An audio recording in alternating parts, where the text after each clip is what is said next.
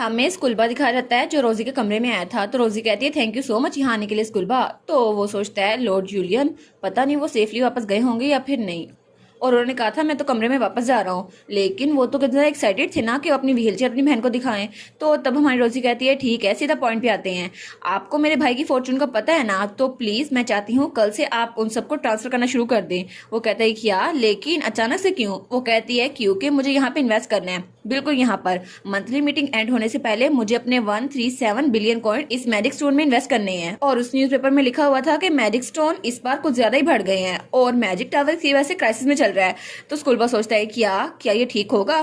तो वो कहता है लेडी रोजी, लेकिन आप, मुझे पता है अपने रिलेटिव्स को कोई पैसे नहीं देना चाहती, लेकिन अगर ऐसा हो भी गया फिर भी वो आपको 137 बिलियन गोल्ड कॉइन के साथ अकेले नहीं छोड़ने वाले। लोग बहुत जरा क्रूल होते हैं जब पैसे की बात आती है। वो कहती है मैं जानती हूँ, लेकिन ये कुछ ऐसा है जिसको अभी होना ही चाहिए। तो वो सोचता है क्या इसे होना ही चाहिए? और वो सोचता है जब यूलियन ने कहा था अगर रोजी कहती है तो तुम्हें उस बात को फॉलो करना होगा, तो वो सोचता है ठीक है, मुझे यूलियन की बात माननी चाहिए। वो कहता है मैं समझ गया मिस रोजी, और तब वो उठ के पास जाने लगता है। तो हमारी उसको जाते हुए देखती है। वो सोचती है मंथली मीटिंग एक हफ्ते में है और तब तक मेरे ग्रैंडफादर को भी वो लेटर मिल गया होगा, है ना? तो मुझे लगता है कि मीटिंग खत्म होने से पहले पहले वो यहाँ पहुंच जाएंगे, तो मुझे बस थोड़ी देर और इंतजार करना होगा। और तब वो सोचती है ये हफ्ता तो बहुत ज्यादा बिजी गुजरा था क्योंकि मेरे पास बहुत ज्यादा एडवाइजर आए थे और मैं अपने भाई के साथ खाना खाने गई थी, और मेरे ग्रैंडफादर जिस जगह पे जाने वाले थे वहां पर लैंडस्लाइड हुई थी। और अब तो यूलियन की हेल्थ में बहुत ज़्यादा इंप्रूवमेंट आ रही है और अब उसकी हालत बहुत ज़्यादा बेहतर हो रही है। और दूसरी तरफ जाहिद, वो भी अपने घर में अकेला है और वो बहुत ज़्यादा तड़प रहा होगा। लेकिन जाहिद तुम फिक्र ना करो, मैं तुम्हें बचा लूंगी। और तब वो ये सब कुछ खिड़की से बाहर देखते हुए सोच रही थी। वो सोचती है ठीक है, और वो हफ्ता बस गुजरने वाला है, मुझे उसका इंतजार करना होगा। और तभी एक हफ्ता गुजर भी गया था और तब हमें एनुअल मीटिंग दिखाई जाती है जहाँ पर बहुत सारे लोग बैठे हुए थे। तो तब वहाँ पे मेन कुर्सी वो खाली थी क्योंकि उसके ग्रैंडफादर अभी तक वापस नहीं लौटे थे। तो हमारी उनका सबसे बड़े वाला अंकल सोचता है चलो अच्छा हुआ कि वो यहाँ पर लौट नहीं पाए, वरना मेरे पास कोई चॉइस नहीं होती रोजी को अकेला छोड़ने के अलावा। और अब तो मेरे डैड यहाँ पर आ ही नहीं पाए, तो मैंने पिलोट और मोनिका से पहले बातचीत कर ली है, हम लोग ये सारी रकम आपस में मार लेंगे। और तब उसका दूसरे नंबर वाला भाई दिखा जाता है जो पिलोट था, और फिर उसकी बहन जो कि सेकंड डॉटर थी, उसका नाम था मोनिका। और एक हमारी यूलियन और हमारी रोजी की मॉम थी जो कि इस वक्त यहाँ पर नहीं थी क्योंकि वो मर चुकी थी। और इसके अलावा वहाँ पे बाकी रिश्तेदार भी थे, तो वो तीनों तो बहुत ज्यादा खतरनाक लग रहे थे। वो सोचते हैं फादर को वैसे ही टेम्पल नहीं पसंद, तो इसका मतलब है हम उसके साथ बुरा सलूक कर सकते हैं, है ना? और हम तो उनको पेनीलेस करके छोड़ेंगे। और तभी दरवाजा खुलता है और हमारी रोजी वहां से आती है। वो सोचते हैं वो तो इस वक्त काम पर ही होगी ना क्योंकि वो पहली बार ये मीटिंग अटेंड करने वाली है ना? लेकिन हमारी रोजी बड़े काम अंदाज में उनके सामने आती है, उनको ग्रीट करती है। वो कहती है मेरा नाम है रोजी नुआर, और वो तो बहुत ज्यादा प्यारी लग रही थी रेड ड्रेस में। वो कहती है मैं पहली बार यहाँ पर आ रही हूँ, तो आई होप कि आप मेरी शॉर्टकमिंग्स को इग्नोर करेंगे। तो तब वो स्माइल करके उनकी तरफ देखती है, तो उसका अंकल कहता है क्या ये तो बहुत ज्यादा काम लग रही है, जैसे मैंने एक्सपेक्ट किया था उससे भी ज्यादा। मुझे लगा था ये एटमोसफियर बच्चों के लिए, सहने के लिए अच्छा नहीं होगा, लेकिन क्या ये पहले बेवकूफ बनने का प्रिटेंड कर रही थी ताकि मैं मंथली मीटिंग से पहले इसके साथ कुछ कर ना सकूं, है ना? तो तब हमारी वहाँ चेयर पे जाकर बैठने लगती है। तो उसका अंकल तब स्माइल करता है। वो सोचता है वेल अगर ये केस है भी, फिर भी रिजल्ट तो चेंज नहीं होंगे ना। तो वो कहता है ठीक है, तो सब लोग यहाँ पर आ गए हैं तो मीटिंग को शुरू करते हैं। और तब तक उनने पहले बाकी सारी बातें कर ली थी। और फिर कहता है ठीक है, अगला एजेंडा। मैंने सुना है कि यूले ने अपने सारी की सारी मनी अपनी छोटी बहन को ट्रांसफर कर दी है, लेकिन ये सारी दौलत नुआट की है और एक बच्ची की हैंडल करने के लिए बहुत ज्यादा है। एक बार हम इससे ये ले लेंगे और जब ये बड़ी हो जाएगी ना तो हम इसे वापस कर देंगे, ठीक है? तो हमारी सोचती है एज एक्सपेक्टेड वही लाइन जो मुझे ऑर्फनेज में सिखाई गई थी कि कभी भी इस पर ट्रस्ट ना करना। वो कहता है हमें सारी फैमिली के ओपिनियन को पहले सुनना होगा और फिर हम अपनी चॉइस बनाएंगे मेजोरिटी वोट के साथ। तो हमारी सोचती है आई एक्सपेक्टेड कि ये सब कुछ होगा, लेकिन फिर भी ये लोग कितने बेशरम हैं। तो उसका अंकल कहता है ठीक है, अगर सब लोग एग्री हैं तो अपना हाथ उठाओ। तो हमारी कहती है आप लोग को ये करने की जरूरत नहीं है क्योंकि पैसे पहले ही जा चुके हैं, क्योंकि कल मैंने सारी की सारी रकम, सारे के सारे 137 बिलियन गोल्ड सारे मैजिक स्टोन में इन्वेस्ट कर दिए हैं। तो वो कहता है क्या क्या कहा तुमने? तो उसकी आंट मोनिका चिल्लाते हुए कहती है तुम्हारा दिमाग तो खराब नहीं हो गया? तुम्हें पता भी है मैजिक स्टोन की प्राइस वो बिल्कुल गिरती जा रही है, तुमने तो घाटे का सौदा किया है। तो उसका दूसरा अंकल कहता है तुम क्या बात कर रही हो? तो वो कहती है तुम्हें नहीं पता अभी तक? मैंने खबर सुनी है कि टेम्पल की वजह से उसकी कीमत बहुत ज्यादा घट गई है और अब कोई भी उसको खरीद नहीं रहा। इसने ये सारे पैसे जाया कर दिए। आखिर कोई इतनी बेकार चीज कैसे खरीद सकता है? तो वो कहता है इसका मतलब है वो पैसे डूब गए? वो कहती है हाँ बिल्कुल, इसने वो सारी की सारी रकम एक साथ डुबा दी। तो तब हमारे उनका पहला अंकल कहता है 1.37 बिलियन गोल्ड कॉइन वो एक दिन में बेकार हो गए। तो हमारी कहती है मैं आप लोग को पहले बता चुकी हूँ कि मेरे भाई ने जहाँ पे इन्वेस्ट करना था ना, मैं वहीं पे इन्वेस्ट कर रही हूँ। और अभी मुझे याद आया कि वो मैजिक स्टोन थे, बस यही बात है। और आप लोग इतना गुस्सा क्यों हो रहे हैं? वैसे भी वो आपकी रकम तो थी नहीं शुरू से, वो तो मेरे भाई की रकम थी। तो तभी उसके अंकल को बड़ा गुस्सा आता है। वो कहता है तुम? और वो खड़ा हुए कहता है तुम्हारी हिम्मत कैसे हुई, तुम कमतर? और वो चलता हुआ उसके पास आता है। वो कहता है मैं तुम्हें बार बार छोड़ रहा था क्योंकि तुम अभी छोटी हो। लेकिन वो उसके कंधे पे हाथ रखता है और कहता है तुम्हारी हिम्मत कैसे हुई, इस सारे वक्त में तुम ये स्कीम कर रही थी? और तब वो तो बहुत जरा घटिया लग रहा था और उस पर हाथ उठाने लगता है। लेकिन तभी वहां से उड़ता हुआ एक ब्लॉक आता है और उसके सर पे लगता है। वो कहता है क्या ये ब्लॉक किसने मारा मेरे सर पे, आखिर ये है क्या? और अपना सर पकड़ लेता है। तो तभी वहां पर कोई आता है। वो कहता है अंकल मुझे लगता है कि आप में बहुत ज्यादा हिम्मत आ गई है। एग्जैक्टली आप करने की क्या कोशिश कर रहे थे कि एक छोटी बच्ची को मारें?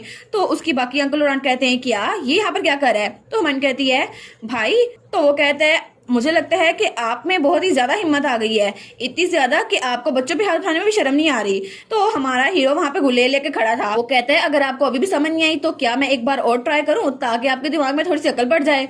और तब हमें 1 घंटे पहले का सीन दिखा रहता है और हमारे यूलियन का डॉक्टर उसके पास खड़ा था। वो कहता है वाओ रियली, मैंने कभी सोचा नहीं था कि आपकी रिकवरी इतनी ज्यादा फास्ट होगी। आप तो 1 हफ्ते के अंदर व्हील चेयर से यहाँ पर क्रचिस पे आ गए हैं। तो हमारा हीरो कहता है हाँ मैंने तुम्हें बताया था ना, मैं बहुत ज्यादा मेहनत करता हूँ। वो कहता है लेकिन पहले तो आपने कभी भी ऐसा करने की कोशिश नहीं की। वो कहता है तुम क्या बात कर रहे हो, मैं तो हुई जीनियस। वो कहता है फिर भी आपको अपना ध्यान रखना चाहिए और वैसे भी आप जल्दी नॉर्मल हो जाएंगे। तो मुझे लगता है कि व्हील चेयर से छुटकारा हासिल करना बहुत ज्यादा इंप्रेसिव था। वो सोचता है व्हील चेयर है ना, लेकिन आखिर में मैं उसके कमरे में जा ही नहीं पाया क्योंकि वो बहुत ज्यादा रो रही थी। तो वो कहता है हाँ, और तब वहां से जाने लगता है। वो सोचता है हाँ ये रिकवरी स्पीड बहुत ज्यादा अमेजिंग है।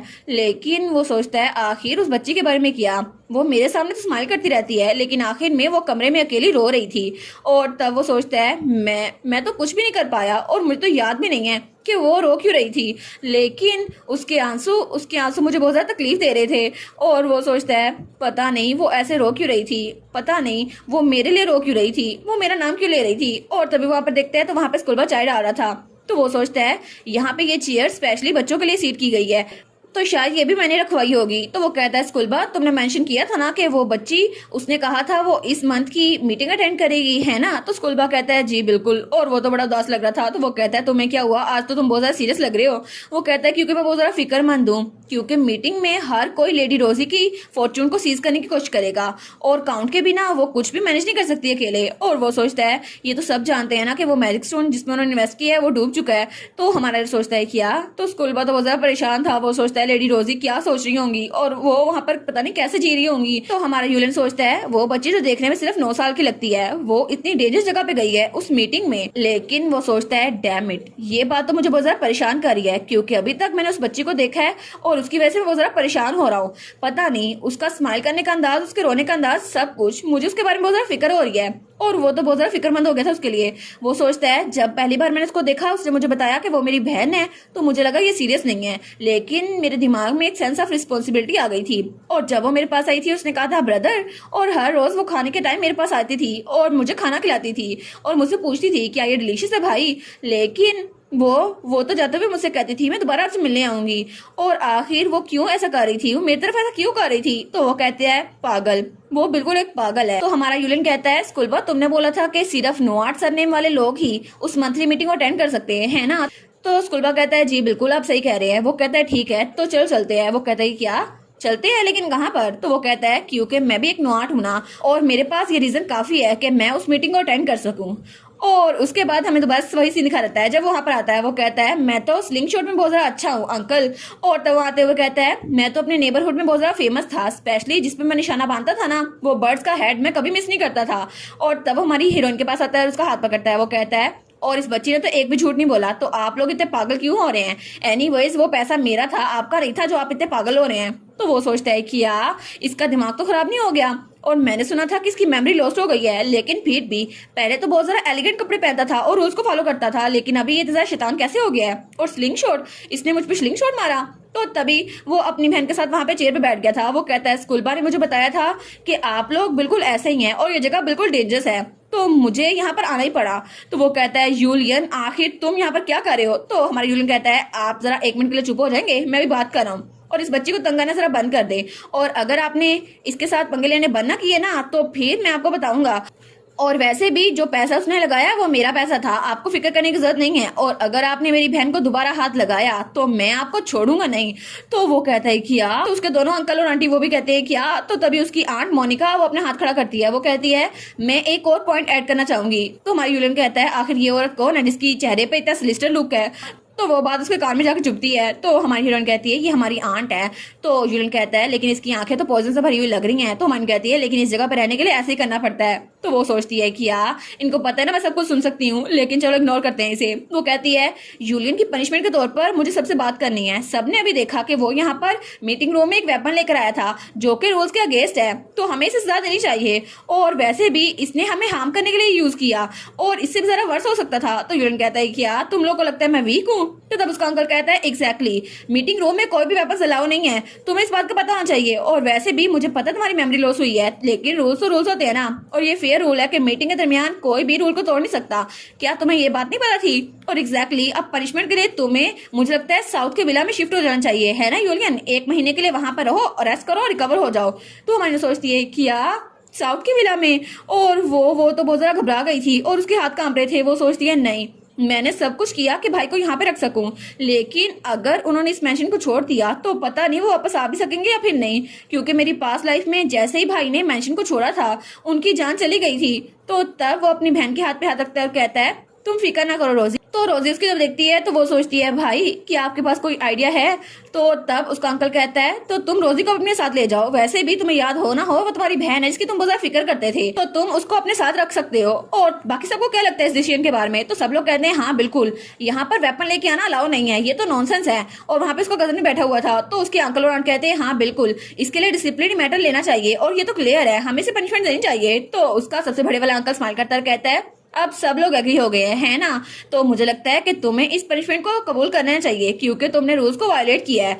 और वो तो बिल्कुल कोई शैतान लग रहा था उनके सामने, और वो दोनों बहन भाई वो वहीं पे बैठे थे और उन दोनों के लिए तो बहुत ज्यादा मुश्किल खड़ी हो गई थी। और इसी के साथ ये वाला पार्ट यहीं पर ख़त्म। तो आप लोग बताइएगा आप लोग को ये पार्ट कैसा लगा, और वीडियो को लाइक और चैनल को सब्सक्राइब लाजमी कीजिएगा। बाकी वीडियोस का लिंक भी स्क्रीन पर नज़र आ रहा होगा, तो काइंडली उनको भी चेकआउट कर लें। और thank you so much for watching my videos. Stay safe, bye bye.